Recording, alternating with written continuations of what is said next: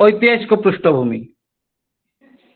ଏହି ଅବସରରେ ଏହି ଆଭାସ ମଞ୍ଚରେ ଉପସ୍ଥିତ ଥିବା ସମସ୍ତ ଜ୍ଞାନୀ ଗୁଣୀ ବିବେକୀ ମହୋଦୟକୁ ମଞ୍ଚକୁ ସ୍ୱାଗତ କରୁଛି, ଅଭିନନ୍ଦନ ଜଣାଉଛି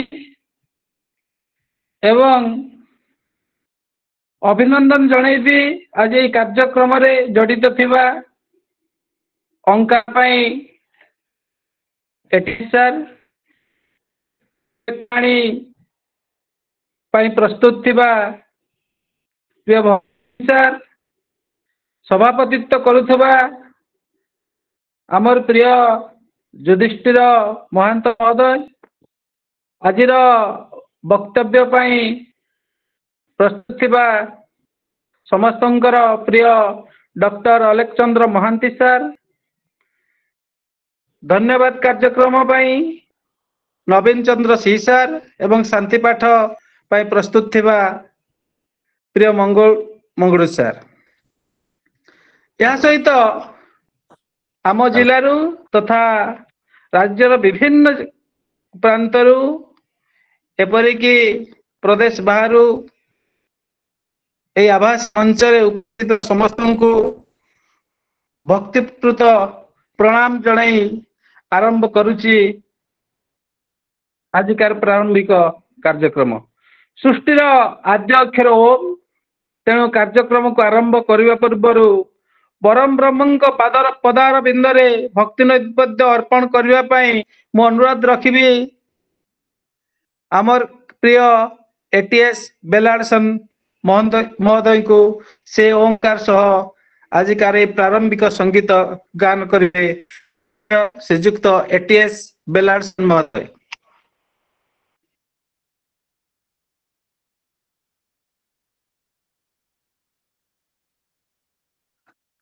धन्यवाद सर।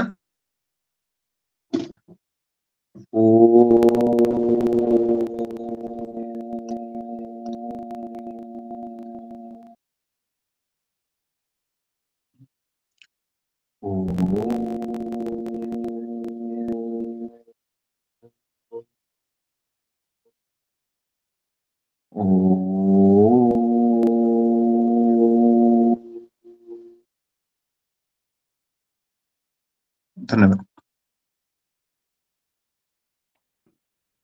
धन्यवाद एटीएस सर।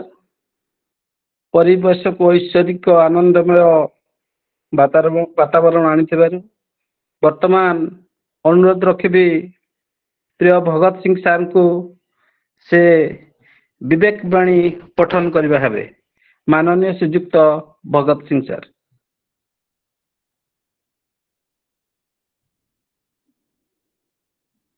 समस्त नमस्कार।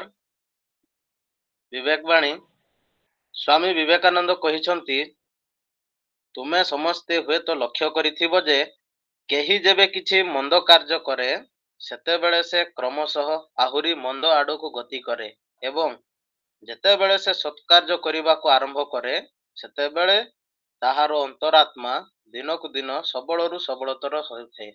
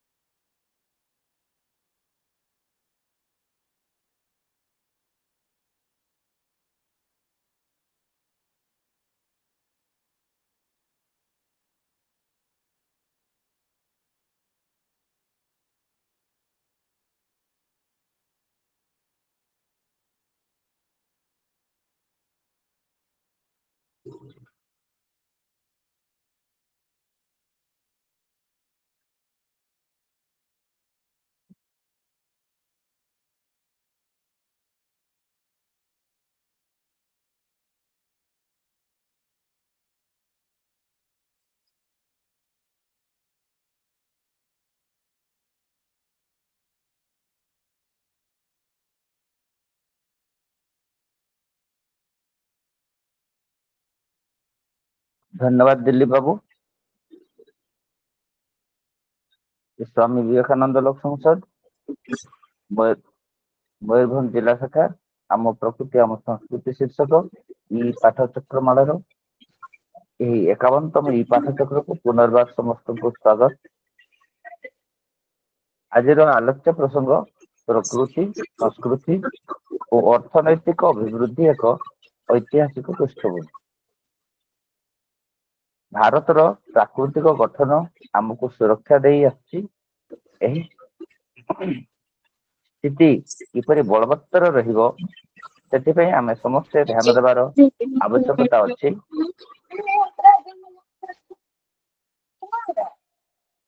ମୁନି ଋଷିଙ୍କର ଦେଶ ଏହି ଭାରତବର୍ଷ। ଏବେ ମଧ୍ୟ ବହୁ ମନୀଷୀ ହିମାଳୟରେ ତପସ୍ୟାରତ। ତାଙ୍କ ପାଖରେ ଥିବା ପ୍ରଜ୍ଞା ଅବର୍ଣ୍ଣନୀୟ। ପୁନଶ୍ଚ ଅଶୋକ ଭାଇ ଟିକେ ମ୍ୟୁଟ କରିବେ। ମୁନି ଋଷିଙ୍କର ଦେଶ ଏହି ଭାରତବର୍ଷ। ଏବେ ମଧ୍ୟ ବହୁ ମନୀଷୀ ହିମାଳୟରେ ତପସ୍ୟାରତ। ତାଙ୍କ ପାଖରେ ଥିବା ପ୍ରଜ୍ଞା ଅବର୍ଣ୍ଣନୀୟ। ପୁନଶ୍ଚ ଭାରତର ସଂସ୍କୃତି ସ୍ୱତନ୍ତ୍ର ଏବଂ ଅନନ୍ୟ। ଅବକ୍ଷୟିତ ସଂସ୍କୃତିକୁ କିପରି ପୁନର୍ଜୀବିତ କରି ପରବର୍ତ୍ତୀ ପିଢିକୁ ସମ୍ପ୍ରସାରିତ କରାଯାଇ ପାରିବ, ଏହା ଆମ ସମସ୍ତଙ୍କର ଦାୟିତ୍ୱ। ଆର୍ଥିକ ଦୃଷ୍ଟିକୋଣରୁ ସୁନାର ଦେଶ ହିଁ ଭାରତବର୍ଷ। ଭାରତର ଧନ ସମ୍ପଦକୁ ଦେଖି ବିଦେଶୀ ଶାସକମାନେ ଲୋଭାଗ୍ରସ୍ତ ହୋଇ ଆମର ଜନ୍ମଭୂମିକୁ ବାରମ୍ବାର ଆକ୍ରମଣ କରି ବହୁ ଧନ ସମ୍ପଦ ଲୁଣ୍ଠନ କରି ନେଇ ଯାଇଛନ୍ତି। ହେଲେ ଭାରତ ତାର ଆତ୍ମବିଶ୍ୱାସକୁ ବଳବତ୍ତର ରଖିଛି ଏବଂ ଏହାରି ଫଳସ୍ୱରୂପ ସେ ପୁନର୍ବାର ଏ ବିଶ୍ୱର ଗୁରୁ ହେବାକୁ ଯାଉଛି। ଏହି ଆର୍ଥିକ ସ୍ଥିତି କ୍ରମଶଃ ଅଭିବୃଦ୍ଧି ହେଉଛି। ତେବେ ଏ ଆର୍ଥିକ ସ୍ଥିତି ସମ୍ପର୍କରେ ଏବଂ ଏହାର ଐତିହାସିକ ପୃଷ୍ଠଭୂମି ସମ୍ପର୍କରେ ଆଲୋଚନା ରଖିବା ପାଇଁ ଆମ ଗହଳରେ ଏପରି ଜଣେ ବ୍ୟକ୍ତିତ୍ୱ ଅଛନ୍ତି, ଯିଏ ରେଭେନ୍ସା ବିଶ୍ୱବିଦ୍ୟାଳୟରୁ ଅର୍ଥଶାସ୍ତ୍ରରେ ସ୍ନାତକୋତ୍ତର ପରେ 2011 ମସିହାରେ ଉତ୍କଳ ବିଶ୍ୱବିଦ୍ୟାଳୟରୁ ଡକ୍ଟରେଟ୍ ଉପାଧି ହାସଲ କରିଛନ୍ତି। ଏହି ଡକ୍ଟରେଟ୍ ଉପାଧି ପୂର୍ବରୁ ସେ national institute of educational planning and administration ବିଭାଗରେ ଦୀର୍ଘ 4 ବର୍ଷ ଧରି ଦିଲ୍ଲୀରେ ଗବେଷଣାରତ ଥିଲେ। ଅଧ୍ୟାପକ ଭାବେ ICFAI ବିଶ୍ୱବିଦ୍ୟାଳୟରେ 4 ବର୍ଷ, ନ୍ୟାସନାଲ ଲ ୟୁନିଭର୍ସିଟି କଟକରେ 4 ବର୍ଷ ଏବଂ ବର୍ତ୍ତମାନ ରାମଚନ୍ଦ୍ର ମର୍ଦ୍ଦରାଜ ବିଜ୍ଞାନ ମହାବିଦ୍ୟାଳୟରେ ଅର୍ଥନୀତି ବିଭାଗର ଅଧ୍ୟାପକ ଭାବରେ କାର୍ଯ୍ୟନିର୍ବାହ କରୁଛନ୍ତି। ମହୋଦୟ ଅନେକ କିଛି ରିସର୍ଚ୍ଚ ଆର୍ଟିକଲ ଲେଖିଛନ୍ତି। ତନ୍ମଧ୍ୟରୁ 5ଟି ଇଣ୍ଟରନ୍ୟାସନାଲ ଜର୍ନାଲ ଏବଂ 4ଟି ନ୍ୟାସନାଲ ଜର୍ନାଲରେ ସ୍ଥାନ ପାଇଛି। ସେହି ମହାନ ବ୍ୟକ୍ତିତ୍ୱ ଆଉ କେହି ନୁହନ୍ତି, ଡକ୍ଟର ଅଲେଖ ଚନ୍ଦ୍ର ମହାନ୍ତି ମହୋଦୟ। ସାରଙ୍କୁ ଏହି ଆଭାସୀ ମଞ୍ଚକୁ ସ୍ୱାଗତ କରୁଛି। Doctor Alekh Chandra Mohanty sir. Sir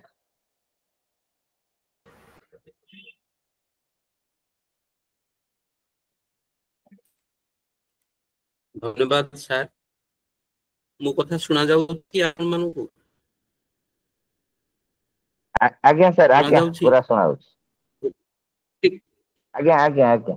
ଏଠି ମୁଁ ଯୋଉ ଏରିଆ ଅଛି ଟିକେ ଇଣ୍ଟରନେଟ ଭଲ ଚାଲୁନି, ତେଣୁ ମତେ ବାହାରେ ରହିକିରି ପଡୁଛି। ମୁଁ ବାହାରେ ଯାହା ବି ହଉ, ଏଇ ସ୍ୱାମୀ ବିବେକାନନ୍ଦ ଲୋକ ସଂସଦ ମହାନୁଭବଙ୍କୁ ମୋର ନମସ୍କାର। ଯୋଉମାନେ ଅର୍ଗାନାଇଜ କରୁଛନ୍ତି ସେମାନେ ମୋ ବିଷୟରେ ବହୁତ କଥା କହିଲେ। ତାଙ୍କର ଏଇ କାଇଣ୍ଡ ୱାର୍ଡ ପାଇଁ ମଧ୍ୟ ମୁଁ ତାଙ୍କୁ ଧନ୍ୟବାଦ ଜଣାଉଛି। ମୋର ବହୁତ କର୍ମମୟ ଜୀବନ ଭିତରେ ଏମିତି ଦୀପକ ଭାଇ ବୋଲି ଜଣେ ଅଛନ୍ତି, ଯିଏ କି ତାଙ୍କ କଥାକୁ ଚାହିଁଲେ ମଧ୍ୟ କୌଣସି ପ୍ରକାର ମନା କରି ହବନି। ତେଣୁ ଯାହା ହଉ ଆପଣ ମାନଙ୍କର ସାନିଧ୍ୟ ବି ପାଇବି, ସେ ଆଶାରେ ଆଜି ଆପଣ ମାନଙ୍କ ସହିତ ଯୋଡି ହେଇଛି। ଅଶେଷ ଅଶେଷ ଧନ୍ୟବାଦ। ମତେ ଆପଣଙ୍କ ସାଙ୍ଗରେ ରଖି ଏ ଡିସ୍କସନରେ ଭାଗ ନେବାର ସୁଯୋଗ ଦେଇଛନ୍ତି। ଯାହା ହଉ ବହୁତ ବହୁତ ଧନ୍ୟବାଦ। ବର୍ତ୍ତମାନ ଯେତେବେଳେ ଆମେ ଆସିବା ଏଇ ବିଷୟବସ୍ତୁକୁ ଯେ ସଂସ୍କୃତି ପ୍ରକୃତି ଏବଂ ଅର୍ଥନୈତିକ ଅଭିବୃଦ୍ଧି ଏଟା ଗୋଟେ ପ୍ରକାର ଆମକୁ ଏମିତି ଗୋଟେ ଜଣା ଯାଉଛି ଯେ ଆଜିର ତାରିଖରେ ଯେତେବେଳେ ଆମେ କଥା କହିଥାଉ ଯେ ସଂସ୍କୃତି ଏବଂ ତାହାର ଅର୍ଥନୈତିକ ଅଭିବୃଦ୍ଧି ସାଙ୍ଗରେ କଣ ସମ୍ପର୍କ ଅଛି, ପ୍ରକୃତି ତାହାର ଅର୍ଥନୈତିକ ଅଭିବୃଦ୍ଧି ସାଙ୍ଗରେ କଣ ସମ୍ପର୍କ ଅଛି, ଅଛି ତ ନିଶ୍ଚୟ। କିନ୍ତୁ ବର୍ତ୍ତମାନ ପରିସ୍ଥିତି ଏଇ କଥା ଗୁଡାକର ଟିକେ କମ ପ୍ରାଚୁର୍ଯ୍ୟ ବା ଟିକେ କମ ୱେଟ ରହିବ ଏଇଥିପାଇଁ ଯେ ଆଜିକାଲି ଟେକ୍ନୋଲୋଜି ସବୁ ଆସିଲାଣି, ବୈଷୟିକ ଜ୍ଞାନ କୌଶଳ ବିଷୟରେ ଆମେ ମାନେ ସବୁ ଜାଣୁଛୁ, ଏଆଇ ଆସିଗଲାଣି, ଏଆଇ ଯୁଗରେ ବହୁତ କଥା ହେଇପାରୁଛି। ତେବେ ଏଇ ସବୁ କଥା କହିଲେ ଆମକୁ ଯେମିତି ଗୋଟେ ପୁରୁଣା କାଳିଆ ଲୋକ ଏବଂ ପୁରୁଣା କଥା କହିଲା ପରିକା ଲାଗୁଥିବ ନିଶ୍ଚୟ, କିନ୍ତୁ ଏହା ଠିକ ନୁହେଁ। ମୁଁ କହିବାର ଉଦ୍ଦେଶ୍ୟ ହଉଛି ଏ କଥା ଯେ ଭାରତକୁ ଅତୀତରେ ସୁନାର ଚଢେଇ ବୋଲି କୁହାଯାଉଥିଲା। ଆମେ ବହୁତ ଧନଧାନ୍ୟ ପୂର୍ଣ୍ଣ ଦେଶ ଥିଲୁ, ଏଇଟା ନିଶ୍ଚିତ। ଆମର ବହୁତ କଥା ଅଛି, ଆମର ଯେତିକି ଐତିହାସିକ ମାନେ ଅଛନ୍ତି ଆମ ଦେଶର, ସେମାନେ ବହୁତ କଥା ଲେଖି ଯାଇଛନ୍ତି ଆ ବିଷୟରେ ଯେ ଭାରତର କଣ ଥିଲା କଣ ନଥିଲା। ଯେ ଆପଣ ଯଦି ଦେଖିବେ ଆମେ ଗୋଟେ 500 ବର୍ଷ କାଳ ଆମେ ପରାଧୀନ ଥିଲୁ, ଆମର ମୁସଲମାନ ଶାସନ ଥିଲା। ତାପରେ 200 ବର୍ଷ କାଳ ଇଂରେଜ ମାନେ ଶାସନ କରୁଥିଲେ। ଏଇ 700 ବର୍ଷ କାଳର ପରାଧୀନ ଇତିହାସ ଆମେ ଯଦି ଦେଖିବା ଏବଂ ତା ପୂର୍ବବର୍ତ୍ତୀ ଭାରତକୁ ଯଦି ଆମେ ଦେଖିବା, ପର୍ଯ୍ୟାଲୋଚନା କରିବା, ତେବେ ନିଶ୍ଚୟ ଜାଣିପାରିବା ଭାରତ କିଛି ତ ଥିଲା, ନହେଲେ ଏଇ 700 ବର୍ଷ କାଳ ଏ ଲୋକ ବାହାର ଲୋକମାନେ କାହିଁକି ଆସିଥିଲେ ଆମ ଦେଶକୁ? ଆମର ସେମିତି ଟେକ୍ନୋଲୋଜି ହଉ, ଜ୍ଞାନ କୌଶଳ ହଉ, ଯାହା ବି କୁହନ୍ତୁ, ଆମେ ସେମାନଙ୍କ ଠାରୁ ନିଶ୍ଚୟ ଧନୀ ଥିଲୁ। ନହେଲେ ସେ ଲୋକମାନେ ଆମକୁ ଏତେ ଦିନ ଆସି ଏଠି କରୁଥିଲେ କଣ? ତାହେଲେ ସେମାନେ, ଆମେ ସମସ୍ତେ କହୁଛୁ ସେମାନେ ଲୁଣ୍ଠନ କରିଥିଲେ, ଆମେ ସମସ୍ତେ କହୁଛୁ ଆମକୁ ଲୁଟିଥିଲେ, ଆମେ ସମସ୍ତେ ମଧ୍ୟ କହୁଛୁ ଆମକୁ ଶୋଷଣ କରିଥିଲେ, ଆମେ ଶୋଷିତ ହେଇଥିଲୁ।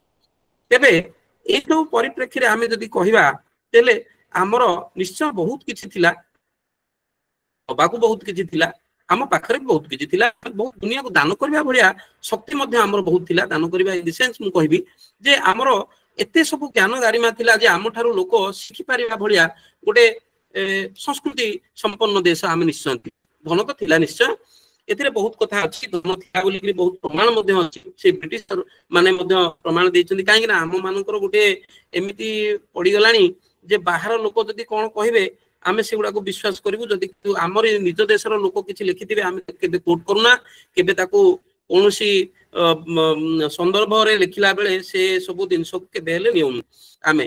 ତେଣୁ ଏ କଥା ଗୁଡାକ ସବୁ ଆମ ମାନଙ୍କର ଅଛି। ଆମେ ଯଦି ଟିକେ ଯିବା, ସେ ଜଣେ ଅର୍ଥନୀତିଜ୍ଞ ଅଛନ୍ତି ଅଙ୍ଗୁସ ମେଡିସନ ଅଛନ୍ତି, ଅଙ୍ଗୁସ ମେଡିସନ, ସେ ଲେଖିଛନ୍ତି ବହୁତ ଭଲ କଥା ଲେଖିଛନ୍ତି। ହିଷ୍ଟୋରିକାଲି ସେ ଲେଖିଛନ୍ତି ଯେ ଅର୍ଥନୀତିର କେମିତି ଥିଲା, ଅର୍ଥନୀତି ଡେଭଲପମେଣ୍ଟ କେମିତି ଥିଲା। ବହୁତ ପୁରୁଣା ଦେଖିଲେ ତ ଭାରତର ବହୁତ ଭଲ ଇତିହାସ ଅଛି। 1870, 1820, 1820, 1870 ଭିତରେ ଦେଖି ତାଙ୍କର ଯାହା ଲେଖା ଅଛି, ସେଥିରେ ଅଛି ଯେ ଭାରତର ସ୍ଥାନ ଦ୍ୱିତୀୟ, ଚାଇନା ଥିଲା ସେକେଣ୍ଡ। ଆମେ ଅର୍ଥନୀତିର ଟୋଟାଲ ସାଇଜ, ଆମେ ଜିଡିପିର ସାଇଜ ବୁଝୁଛୁ ବା ଅର୍ଥନୀତିର ସାଇଜ କୁ ବୁଝୁଛୁ ଯେ ଅର୍ଥନୀତି ଥିଲା। ଆମର ଅର୍ଥନୀତି ଜିଡିପି ବା ଜାତୀୟ ଆୟ ହିସାବରେ ଦେଖିଲେ ଆମେ ଦ୍ୱିତୀୟ ପୋଜିସନ ସେତେବେଳେ ଥିଲୁ। କି ଅବସ୍ଥା, କେତେ ଧନୀ ଧାନୀ ବା କେତେ ଆମର ଅର୍ଥନୈତିକ ହିସାବରେ, ଅର୍ଥନୀତି ହିସାବରେ ଆମେ କେତେ ଆଗରେ ଥିଲୁ ତାହା ଅନୁମାନ।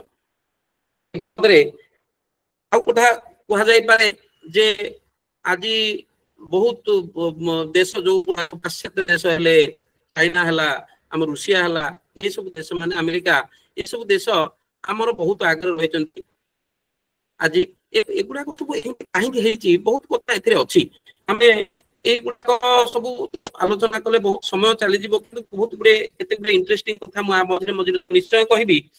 ଆଚ୍ଛା, ଏଇ କଥା ପୂର୍ବରୁ ଆମେ ଯଦି ପ୍ରସଙ୍ଗକୁ ଆସିବା, ଆମର ପ୍ରସଙ୍ଗ ହଉଛି ସଂସ୍କୃତି ଏବଂ ପ୍ରକୃତି। ପ୍ରକୃତି ତ ଆମେ ଜାଣିଛନ୍ତି ଯେ ଆମର ବୈଶିଷ୍ଟ୍ୟ ଅଛି ଆମର, ଯେମିତି ସାର୍ କହିଲେ ଆଗରୁ ଆମକୁ ପ୍ରକୃତି ଆମକୁ ଜଗିଛି। ବହୁତ କଥା ଅଛି ଆ ଉପରେ। ଆମେ ପ୍ରକୃତି କହିଲେ କଣ ବୁଝନ୍ତି ସେ କଥା ଆମକୁ କାହାକୁ କହିବାକୁ ପଡିବେନି, ବହୁତ ମହାନୁଭବ ଅଛନ୍ତି। ଏ କଥା ସମୟ ନଷ୍ଟ ନ କରି ଆମେ ଏତିକି କହିବା ଯେ ପ୍ରକୃତି ସହିତ ଆମେ ସବୁବେଳେ, ଯେତେବେଳୁ ଆମର ସବୁ ଜାଣିଲେଣି, ଆମେ ବହୁତ କଥା ଯେତେବେଳେ ଶିଖିଲେ, ଜାଣିଲେ, ଆମ पुराणा लोक मान विषय जानले आम पुराणा लोक मान विषय जिते आम सब आम धन धान्य कौन थी केमी चाषबास केमी थिला आमर पढ़ा शैली केमी थिला पाठ पढ़ा कौन थिला से सब जो आम जानिलु आम जानिचु आमे माने प्रकृति सहित एक सहावस्थान अवस्था रहीचु प्रकृति सहित आमे सालिश करिक रहीचु आम प्रकृति सहित केबे हेले कन्फ्रंटेशन करिनु बा प्रकृति केबे हेले विरोध करिनु प्रकृति सहित आम रहीचु आम जंगल गछ को पूजा करिचु आम नई को पूजा करिचु सूर्य को पूजा करिचु पवन को पूजा करिचु सब एगुडा को सब आमर देवता तुल्य एवं आमे सेमानकर जत्न नैचु आज जो जो माने सब कहउचंती जे प्रकृति बंचाओ बोली आमे बहुत आगु प्रकृति सहित रहिबार शैली आमे शिखि सारिचु सेटा आमर गोटे कल्चर रो परिपाटी आमे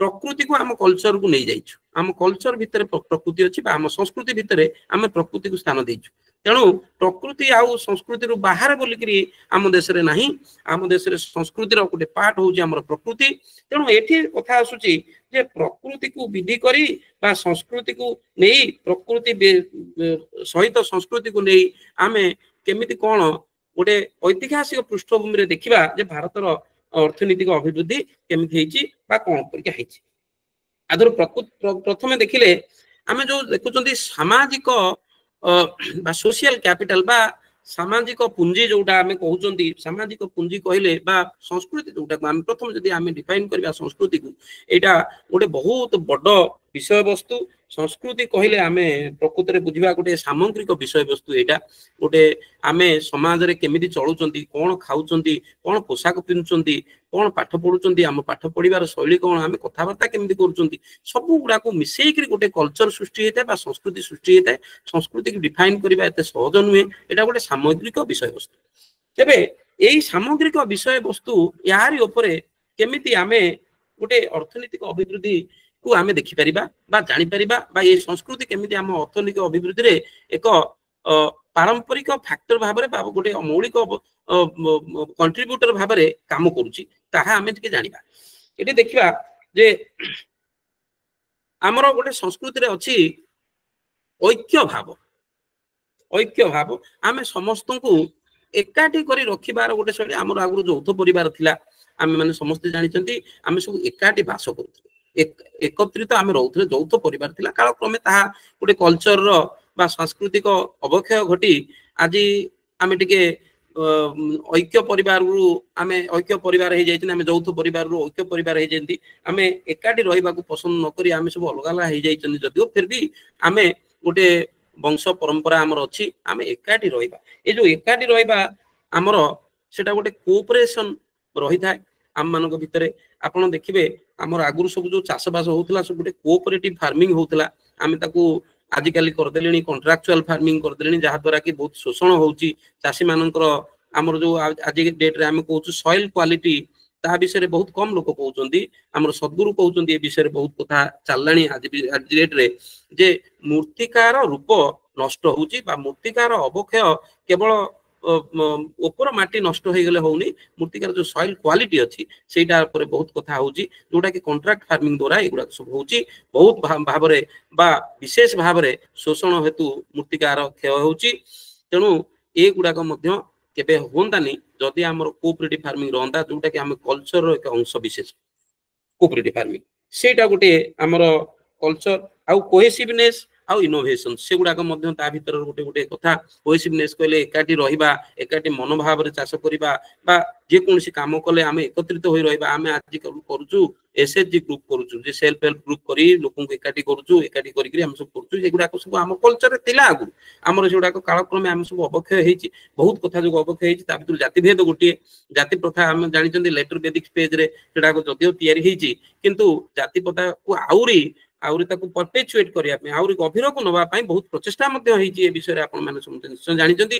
ता द्वारा कोन हेची आमे माने सब एकाठी थाई मध्ये एकाठी रहउनु एक पाखर पाखरे सब थिले मध्ये निकट रे थिले मध्ये केबे हेले निकटतर हेई पारु नाहंती हमकु सब विभिन्न प्रकार फंदी फिकर करी आम सब अलग अलग कर दिया जाइए जोटा कि आम कल्चर गोटे अवक्षय किंतु आम कल्चर आम जब देखा आम कोहेसिवनेस बा कोऑपरेशन जोटा को एकाठी रहिबा एकाठी चलिबा एक मन ही चलिबा ए गुडा को सब हमर गोटे संस्कृतिर गोटे गोटे पार्ट एगुडा को छाड़ी आम चली पारे ना या द्वारा बहुत डेवलपमेंट हुए प्रथम तो मु कहबी आपण देखंतु गोटे साधारण कथा जेतोले आमे सब କୋଅପରେଟିଭ ଫାର୍ମିଂ କରିବା ସମସ୍ତେ ଏକାଠି କରିବା ସେଥିରେ ଲେବର ଆୱାର ବଞ୍ଚିବ ଯେ ମୁଁ ଆଜି ଜଗିବାକୁ ଗଲି 15 ଜଣ ଲୋକ ଆଜି ଅଲଗା କାମ କଲେ ତେଣୁ ସେଥିରେ କଣ ହଉଛି ନା ଜଣେ ଲୋକ ଜଗିଦେଲା ସବୁ ବା ଜଣେ ଲୋକ ସବୁ କାମ କରି ପକେଇଲା ଆଉ ସବୁ ଲୋକ ରହିଲେ ପାଳି କରି ଆମେ କରିପାରିବା ଆମର ସବୁ ଲେବର ଆୱାର ବଞ୍ଚିବ ଯାହା ଦ୍ୱାରା କି ଗୋଟେ ଏକ ତ ମୂର୍ତ୍ତିକାର ତ ସଏଲ କ୍ୱାଲିଟି ତ ନଷ୍ଟ ହବନି ଦ୍ୱିତୀୟତଃ ଆମ ଶ୍ରମ ବଞ୍ଚିବ ତୃତୀୟତଃ ଆମେ କୋଅପରେଟିଭ ଫାର୍ମିଂ କଲେ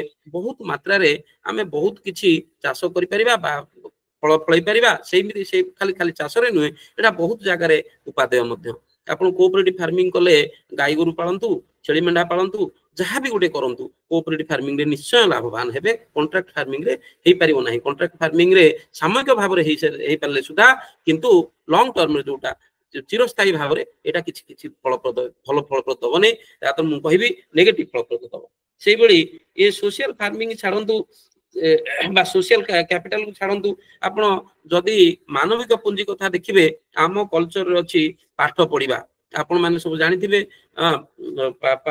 ଆପଣ ସବୁ ଆମର ପାଠ ପଢାଟା କେତେ ଗୁରୁତ୍ୱ ଥିଲା ଏବଂ ପାଠ ପଢା କେତେ ଉନ୍ନତ ଥିଲା ସେ ବିଷୟରେ ମଧ୍ୟ ଜାଣନ୍ତି ଆପଣ ଜାଣିଥିବେ ଯେତେବେଳେ ଆମର ମାକୁଲେ ପଲିସି ଆସିଲା ମାକୁଲେ ଯେତେବେଳେ ପଲିସି ପ୍ରିପେୟାର କରୁଥିଲେ ଆଡାମ୍ସଙ୍କ ଅଣ୍ଡରରେ ସେ ଆସିଥିଲେ ଭାରତକୁ ସେ ସେତେବେଳେ ପଲିସିରେ ମଧ୍ୟ କହିଛନ୍ତି ପୁଙ୍ଖାନୁପୁଙ୍ଖ ଭାବରେ କହିଛନ୍ତି ତାଙ୍କୁ ଯେତେବେଳେ ପଚରାଗଲା ବ୍ରିଟିଶ ପାର୍ଲାମେଣ୍ଟରେ ସେ ସବୁ ହଂସା ସବୁ ଯୋଉ କରିଛି ତାକୁ ସବୁ ପବ୍ଲିଶ କରିଛି ପଛ ଅବସ୍ଥାରେ ସେଗୁଡାକ ମତେ ଟିକେ ସୁଯୋଗ ମିଳିଥିଲା କିଛି କିଛି ପଢିବା ପାଇଁ କିଛି କିଛି ଜାଣିବା ପାଇଁ ମୋର ସବୁ ରିସର୍ଚ୍ଚ ସମୟରେ ମୁଁ ଖାଲି ଟିକେ କଥା କହିକିରି ଆଗକୁ ବଢିଯିବି ସେ ବିଷୟରେ ସେଥିରେ ସେ ଉଲ୍ଲେଖ କରିଛନ୍ତି ଭାରତର ଧନଧାନ୍ୟ କଣ ଥିଲା ଭାରତର ଶିକ୍ଷା ପଦ୍ଧତି କଣ ଥିଲା ଆମର ଶିକ୍ଷା ବହୁତ ଉନ୍ନତ ଥିଲା ଯେତେବେଳେ କି ଖାଲି ନ୍ୟୁ ଟେଷ୍ଟାମେଣ୍ଟ ଆଉ ଓଲ୍ଡ ଟେଷ୍ଟାମେଣ୍ଟ ପଢଉଥିଲେ ସବୁ ବ୍ରିଟେନରେ ସେତେବେଳେ ଆମେ ବହୁତ କଥା ପଢୁଥିଲୁ ଖାଲି ବେଦ ବେଦାନ୍ତ ପଢୁନଥିଲୁ ଆମେ ମାନେ ପଢୁଥିଲୁ ମେଟାଲୋଜି ପଢୁଥିଲୁ ମେଡିସିନ୍ସ ପଢୁଥିଲୁ ଆଉ ବହୁତ ପ୍ରକାର ସାଇନ୍ସ ଟେକ୍ନୋଲୋଜି ବିଷୟରେ ଆମେ ବହୁତ ଉନ୍ନତ ଥିଲୁ ସେ ବିଷୟ ସେଥିରେ ଉଲ୍ଲେଖ କରାଯାଇଛି ମୁଁ ସେଥିରେ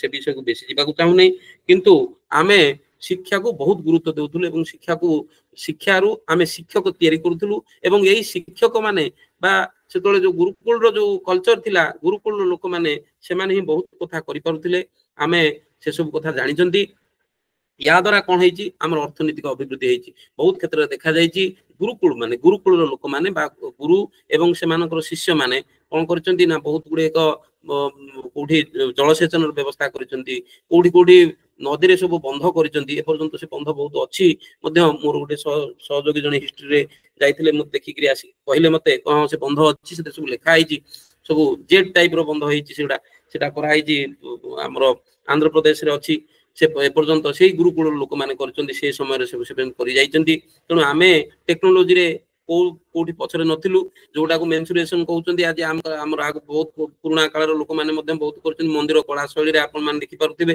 ତେଣୁ ଆମର ଡେଭଲପମେଣ୍ଟ ସେଇଭଳିଆ ହେଇଛି ଆମେ ଅର୍ଥନୀତିରେ ବହୁତ ପ୍ରକାର ଡେଭଲପମେଣ୍ଟ କରିଛୁ ଆମର ନିଜର ଜ୍ଞାନ ଆମର ବିଜ୍ଞାନ ବା ଆମର ପାଠ ପଢା ଏ ସବୁକୁ ଭିତ୍ତି କରି ଆମେ ବହୁତ ଡେଭଲପ କରିଥିଲୁ ଆଗରୁ ମଧ୍ୟ ଏବେ କଥା ହଉଛି ଆମର ଯୋଉ ହେଲ୍ଥ ଆଉ କଲଚର ଅଛି ତା ଭିତରେ ଆମେ ଯୋଉ ପୁରୁଣା ଆମର ଯୋଉ କଲଚର ଥିଲା ହେଲ୍ଥ କନସିୟସ୍ ଆମେ ଏତେ ଥିଲୁ ଯେ କେମିତି ଗାଧୋଇବା କଥା କେମିତି ଖାଇବା କଥା ଏସବୁ କଥା ଆମର କୁହାଯାଇଥିଲା ତା ଦ୍ୱାରା ଆମେ ସବୁ ଛୋଟ ଛୋଟ କଥା ଭାବୁଛୁ ଯେ ଏଇଗୁଡାକରେ କଣ ଏମିତି ହଉଥିଲା କି କଣ ଅର୍ଥନୈତିକ ଡେଭଲପମେଣ୍ଟ ହଉଥିଲା ମୁଁ ଏଠି ଗୋଟେ କଥା କହିବାକୁ ଚାହେଁ ଆପଣ ଅଧିକ ରୋଜଗାର କଲେ ଧନୀ ହେବେ ଏବଂ ଆପଣ କମ ଖର୍ଚ୍ଚ କଲେ ମଧ୍ୟ ଧନୀ ହେବେ ଏ କଥାର କହିବାର ଉଦ୍ଦେଶ୍ୟ ହଉଛି ଆପଣ ଯଦି ସେଭିଂ କରିପାରିଲେ କିଛି ସେଥିରେ ମଧ୍ୟ ଆପଣଙ୍କର ପଇସା ବଞ୍ଚିବ ଆପଣ ମଧ୍ୟ ସେ ଏକା ପ୍ରକାର ଧନରେ ଅଧିକାରୀ ହେବେ ତ କଥା ହଉଛି ଏଠି ଯେ ଆମେ ଯଦି ହେଲ୍ଥ କନସିୟସ୍ ହେଇପାରିବା ହେଲ୍ଥ ଦ୍ୱାରା ଆମେ ଯଦି ସେଭିଂ କରିପାରିବା ବା ଆମେ ଯଦି କିଛି ଶରୀରର କିଛି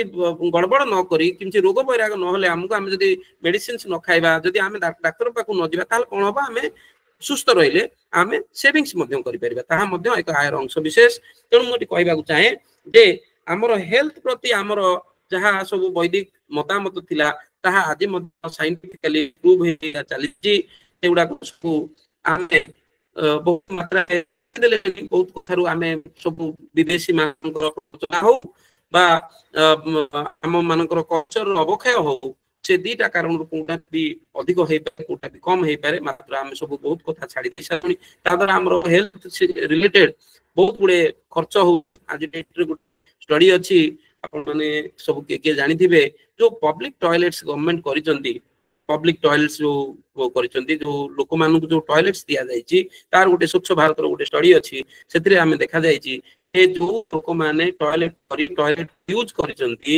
तादरे 50,000 पर्यंत सेमानकर हेल्थ रिलेटेड बहुत गुड डिजीज रु सेमाने पहुंचित होइसंती जा द्वारा कि सेमाने पैसा पाउछंती अप टू 50,000 रुपीस आपण एटी इमेजिन करंतु गोटे गरीब लोक जदि 50,000 टका वर्ष को बंचै पारछु गोटे परिवार रे आपण भाबंतु से गरीब लोकटी केते कोन करि परिबो तेनु हमर कल्चर रे एगुडा कथिला आमे खराब दिनसो खाउ नथिले आमे ठीक ठीक दिनसो खाउथिले जोडा खाइबा न खाइबा कथा सेडा केते धर नथिले आमे कोन कोन खाइबा का संगे का खाइबा ए सब कथा आमे जानिथिले केमिति गाधोइबा सब प्रकार सब जो वैदिक रीतिनीति थिला ताको आमे छाडी दबारु आमे आज बहुत तळकु मध्ये चली जाइछु एहा मध्ये अर्थनीतिक अवक्षय गोटे आ द्वारा हम अर्थनीतिक अभिवृद्धि हेतिला सेते बेले आमे बहुत धन थिला हम पाखरे केवल एथि पई तापरे आमे जो अछि एंटरप्रेन्योरल एक्टिविटी जो गुडा को अछि सेगुडा को मध्ये आमे बहुत करूथुलु आपण माने जानिथिबे आम मानकर हमर जो बाली यात्रा होउची बाली यात्रा माने तार प्रासंगिकता कोन आपण माने जानिचंदी जे बाली को जाउथिले इंडोनेशिया रो बाली शहर को हम देश सब जाउथिले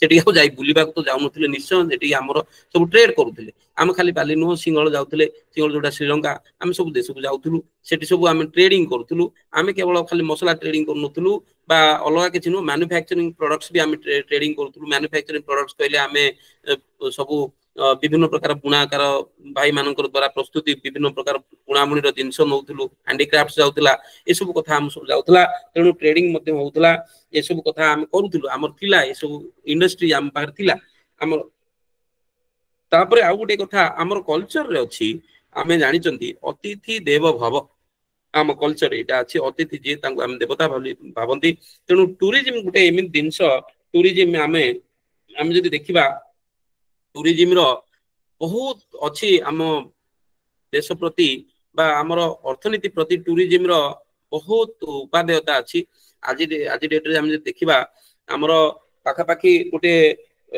22 बिलियन डॉलर रो इकोनॉमी हमर टूरिज्म सेक्टर होची 22 बिलियन डॉलर रो इकोनॉमी सिस्टम 22 बिलियन डॉलर बहुत हेलानी मु टिके अलगा कथा कहि साला परे एगुडा को सब टिके कंपेयर करिवि मु देखुची केते शीघ्र मु सेडा करि परिबि मते समय दिया है 40 मिनिट ता भीतर मु चेष्टा करिवि सब पॉइंट किछि किछि टच करिया पई तबे ए जो टूरिज्म टा हमर एमिति संस्कृति हम अछि जे आमे अतिथि मानु को जेहेतु आमे देवता बोली भाबुचंती एवं तांको ग्रहण करूचंती सेही भाबरे तेनु आम पाखु को अधिक टूरिस्ट आसीबा निहत दरकार आज डेट रे हमर जेहेतु अवक्षय हेछि किछि आमे कहूछु जे सांस्कृतिक स्तर रे आमे किछि हमर किछि अवक्षय हेछि टूरिज्म जो टूरिस्ट जो मान लोक मान आछुन से मान प्रति हम ठीक व्यवहार देखौ नांती हम कल्चर अवक्षय जो ए सब कथा हेछि आगर जदि आमे पछ दिन सब देखिबा पछ इतिहास पृष्ठा को देखिबा ताले हुएनसांग आस्तिले फाइयन आस्तिले बहुत आउरी परिव्राजक अछंती से मानकर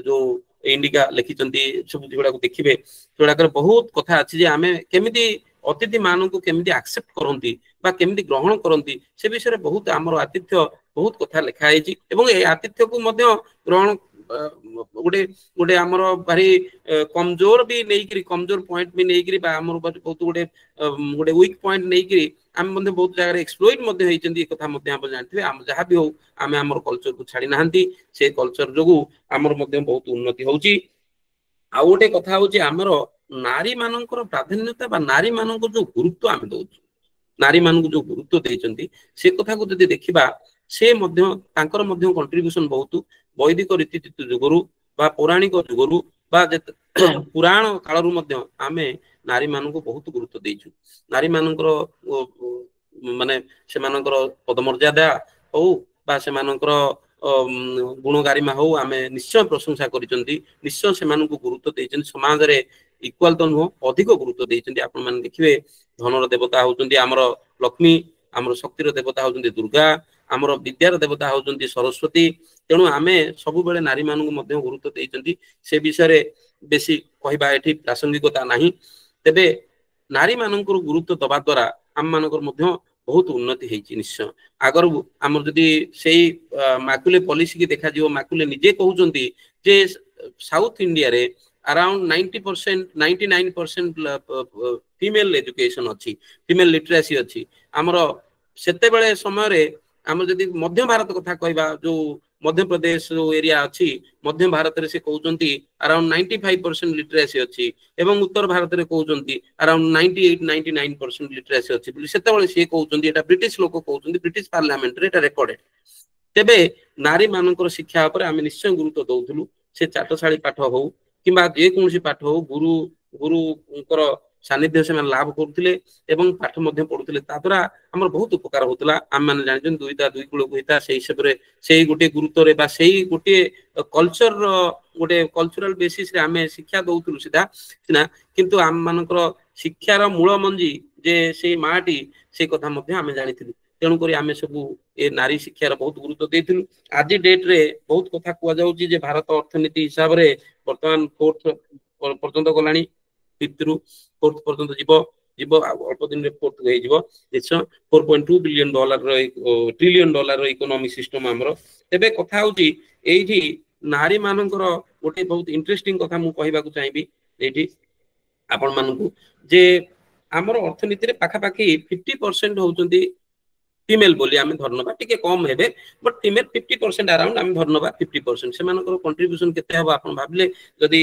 सबु नारी माने सबु पार्टिसिपेट करिवे हमर वर्क रे जोटा कि बढ़िलानी निश्चय जदी पार्टिसिपेट करिवे ताहले केते हेबो आपण ए आजि काली जदी आमे देखिबा जे अलगा अर्थनीति सबु आम ऊपर रहि जाइचंती आमे सबु तळे रहि जाइचु तार कारण बहुत कथा अछि जे फीमेल पार्टिसिपेशन वर्क पार्टिसिपेशन बहुत से मानकर स्त्री लोक माने समस्त चाकरी करूचंती घरे जे मेड रहउची से गोटे दरमा नउची आमे किंतु घरे हमर माँ सब करूचंती बा स्त्री सब करूचंती बा भौणीटे सब कम करूचंती से किछि दरमा नउ नांती हमर स्नेह प्रेम रे बंधा हमर गोटे कल्चर अछि आमे जोटा कहितले आगुरु कोहेसिवनेस जो कथा कहितले से सब कथा रहिची तेणु आमे एठी गोटे कथा कहिबी जे नारी मानकर कंट्रीब्यूशन से देश रे तांकर जीडीपी रे बा नेशनल इनकम रे बा जातीय आय रे गणा होउची पराज आम देश रे एटा गणा होउनी जो माने अर्थनीति रो स्टूडेंट से माने सब टिके जानिथिबे काहे कि ना से मानकर आमे ताको कल्पना करि परिबे ना मार ममता मार जो सेवा सेटा को आमे जेहेतु एक्सप्रेस करि परिबा नाही तेणु करी आमे ताको गणना करू नाहंती एटा आमे सब जानिचंती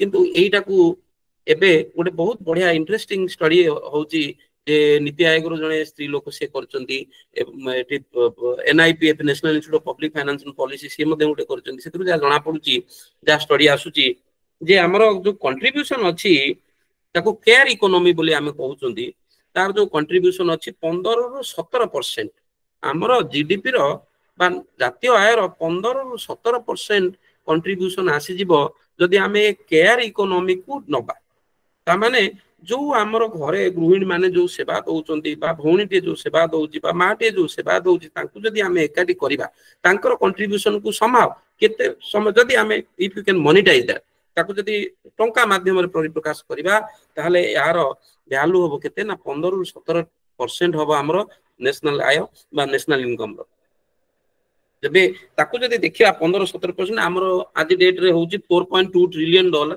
हमरो इकोनॉमिक सिस्टम रो होउची तेबे आकु जदि 15-17% नै जिबा 15% जदि नै जिबा ताहले आर वैल्यू होबो $630 बिलियन होबो यार एतकर वैल्यू जे हमर जो केयर इकोनॉमी बा जो नारी मानेकर जो कंट्रीब्यूशन रहिबो तार वैल्यू हे जिवो $630 बिलियन $630 बिलियन जे केते वैल्यू सेटा को जदि मु टिके कहिबी आउ टिके ताहले आज डेट रे पाकिस्तान रो होची $360 बिलियन तार साइज टा अर्थनीति रो साइज टा 400 अराउंड 460-470 बिलियन हबो बांग्लादेश से बेलिया श्रीलंका होची $90 बिलियन रो इकोनॉमी नेपाल 48-45 भूटान हबो 3-4 बिलियन रो इकोनॉमी तेबे आमे केते 630 बिलियन रो इकोनॉमी को आमे केबेले हिसाब करू नाहंती किंतु जेहेतु आमे नारी मानकर बा माँ मानकर जो अछंती घरे जो सेवा दउचंती सेउडा को आमे हिसाब को नौ नाहंती विभिन्न आमे आलो देखैकरी सेटा को करूचंती हम अर्थनीति रे जे से मानकू केबेले प्रकाश करि हबनी अर्थनीति बा मौद्रिक भाव रे सेउडा को प्रकाश करि हबनी तेणु करी आमे जेडा सब नौनु ताकू देखि आमे जदि सेउडा को सब हिसाब को नबा आमे बहुत easily third largest economy system हे जिबा एबा पृथ्वी रे आमे तृतीय बृहत अर्थनीति हे जिबा सेगुड़ा को सब आम हिसाब को नबा जोटा कि अन्य पाश्चात्य देश रे अन्य देश मानकर सब हिसाब को निया होची तार कारण होची ଫିମେଲ ମାନେ ଅର୍ଗାନାଇଜ ସେକ୍ଟରରେ ପାର୍ଟିସିପେଟ କରୁଛନ୍ତି। ଆମର ଘର କାମ କଲା ଭିତରେ ସେଇମାନେ ଯଦି ସେ ଯାଇକିରି କମ୍ପାନୀରେ କାମ କରିବେ, କୋଉଠି ସରକାରୀ ଦପ୍ତରରେ କାମ କରିବେ, ତାହେଲେ ସେମାନେ ଆୟ ପାଇବେ। ସେଟା ପାଇଁ এই ସବୁ କଥା ହେଇଛି। ତେବେ ଏଇ ଇଣ୍ଟରେଷ୍ଟିଂ କଥାଟା ମୁଁ ଟିକେ କହିବାକୁ ଚାହୁଁଥିଲି ଯେ ଲୋକମାନେ ଟିକେ ଜାଣିବା ଉଚିତ ଯେ ଆମର ଫିମେଲ ମାନଙ୍କର କଣ୍ଟ୍ରିବ୍ୟୁସନ ଆକ୍ଚୁଆଲି ବହୁତ ରହିଛି। ଆମେ ମାନେ ଯୋଉଟାକୁ ଯୁଗ ଯୁଗ ଧରି ଆମେ ବହୁତ ଗୁରୁତ୍ୱ ଦେଇ ଆସିଛୁ, ଯୋଉ ସ୍ତ୍ରୀ ଲୋକମାନଙ୍କୁ ଗୁରୁତ୍ୱ ଦେଇ ଆସିଛୁ, ତାର କଣ୍ଟ୍ରିବ୍ୟୁସନ ଆମ ଦେଶ ପ୍ରତି ବହୁତ, ଏବଂ ସେଥିପାଇଁ ଆମ ଦେଶ ବହୁତ ଉନ୍ନତି ହେଇଛି ମଧ୍ୟ। ଆମେ ଇତିହାସ ପୃଷ୍ଠାରୁ ବହୁତ ଶିଖିଛନ୍ତି, ବହୁତ ଜାଣିଛନ୍ତି, ସେଗୁଡାକ ମୁଁ ଆଉ ବେଶୀ କହିବାକୁ ଦରକାର ପଡୁନି। ଆଚ୍ଛା, ଏ ଟୁରିଜିମ ପରେ ଆସିବ ଆମର ଯୋଉ କଲଚରାଲ ଡାଇଭରସିଟି ଅଛି। ଆମେ କଲଚରରେ ଆମେ ଯଦି ଟିକେ ଏଇ ଓଡିଶାରେ ମଧ୍ୟ ଆମେ ଯଦି ସମ୍ବଲପୁର ଆଡକୁ ଯିବା, ତାହେଲେ ଟିକେ ଗୋଟେ ପ୍ରକାର କଲଚର, ଗଞ୍ଜାମରେ ଆଉ ଗୋଟେ ପ୍ରକାର କଲଚର, କଟକ ଭୁବନେଶ୍ୱର ଏସବୁରେ କଲଚର ଡିଫରେନ୍ସ, ଆମେ ଗୋଟିଏ ଡିଷ୍ଟ୍ରିକ୍ଟରୁ ଆଉ ଗୋଟିଏ ଡିଷ୍ଟ୍ରିକ୍ଟ ଗଲେ ଆମେ ଓଡିଶାରେ ମଧ୍ୟ ବିଭିନ୍ନ କଲଚର ଡିଫରେନ୍ସ ପାଇପାରିବା। ଏଥିରେ ଆମକୁ ଗୋଟେ ସୁବିଧା ଅଛି। କଣ ସୁବିଧା? ଯେ ସୁବିଧା ହଉଛି ଲର୍ଣ୍ଣିଂ ଏକ୍ସପେରିଏନ୍ସ। ଏଠି ଶିକ୍ଷାର ବହୁତ କଥା ମିଳିଥାଏ, ଶିଖିବାକୁ ବହୁତ କଥା ମିଳିଥାଏ।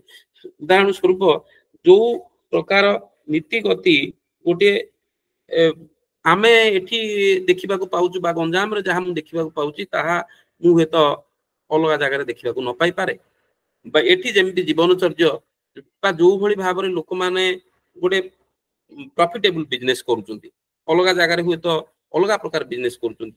ତେଣୁ ଗୋଟେ ଲୋକ ବିଭିନ୍ନ ଜାଗା ବୁଲିଲେ, କଲଚରାଲ ଡାଇଭରସିଟି ହେଲେ ଆମେ ବହୁତ ପ୍ରକାର ପ୍ରଫିଟେବୁଲ ଜିନିଷ ଦେଖିପାରିବା ବା ଜାଣିପାରିବା, ଯୋଉଟା କି ଲାଭଦାୟକ ହଉଛି।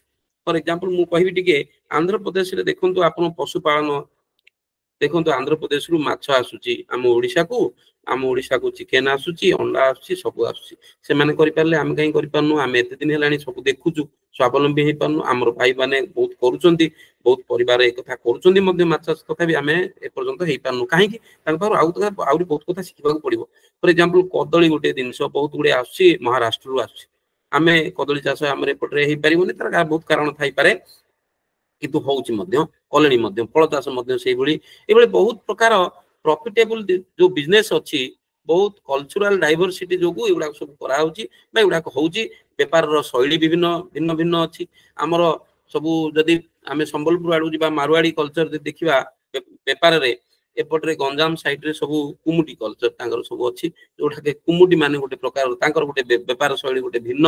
ଏମିତି ସବୁ ଆମେ ସବୁ ଜାଣିପାରିବା, ଶିଖିପାରିବା ବହୁତ କଥା, ଯେ କେମିତି ଗୋଟେ ବେପାରରେ ଲାଭ ହେଇପାରିବ ବା କୌଣସି ଗୋଟେ ବିଜନେସରେ ଲାଭ ହେଇପାରିବ, ଏବଂ ଏଥିରେ ଅର୍ଥନୈତିକ କଣ୍ଟ୍ରିବ୍ୟୁସନ କଣ କେମିତି ହେଇପାରିବ, ବା ପ୍ରଫିଟେବୁଲ ବିଜନେସକୁ କେମିତି ଆମେ ଅର୍ଥନୀତିରେ ନେଇ ଆମେ ଲାଭବାନ ହେଇପାରିବା ବା ଆର୍ଥିକ ଭାବରେ ଲାଭପ୍ରଦ ଦେଇପାରିବା ଆମ ଦେଶକୁ, ସେ କଥା ଆମେ ନିଶ୍ଚୟ ଚିନ୍ତା କରିପାରିବା।